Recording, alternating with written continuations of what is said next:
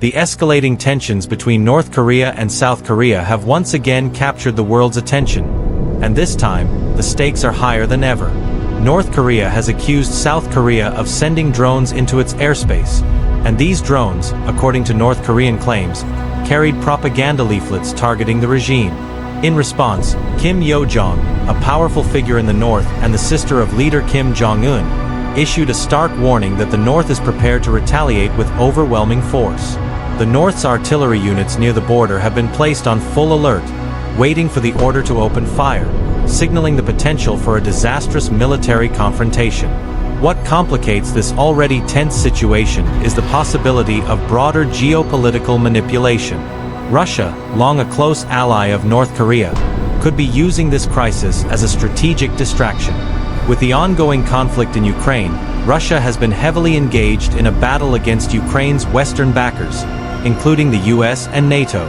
Some experts speculate that by stoking tensions in Korea, Russia may be trying to shift attention away from Ukraine, drawing US and NATO resources into a new conflict on the Korean peninsula.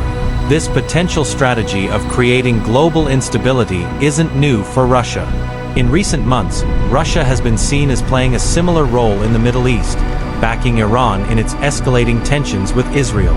These regional conflicts, many believe, are designed to stretch the US and its allies thin, forcing them to divert military and diplomatic attention from the war in Ukraine.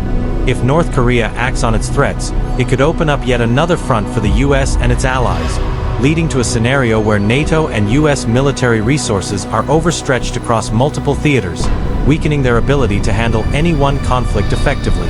The accusations of drone flights over Pyongyang have fueled what could be a dangerous miscalculation.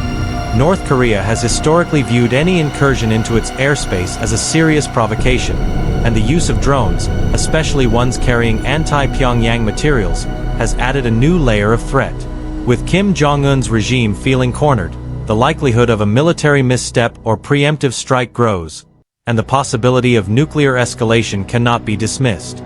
In fact, North Korea has made nuclear threats a part of its rhetoric in recent times, and any significant military action could spiral into a catastrophic situation. South Korea's defense ministry has denied sending drones into North Korea, but the country's military is preparing for the worst. Both sides are now on high alert, and the slightest miscalculation could trigger a chain of events that neither side can easily walk back from.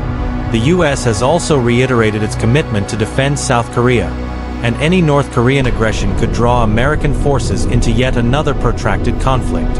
In the background of all this is Russia's hand in global destabilization.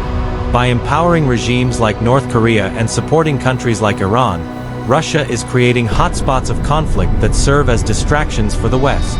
The theory is simple.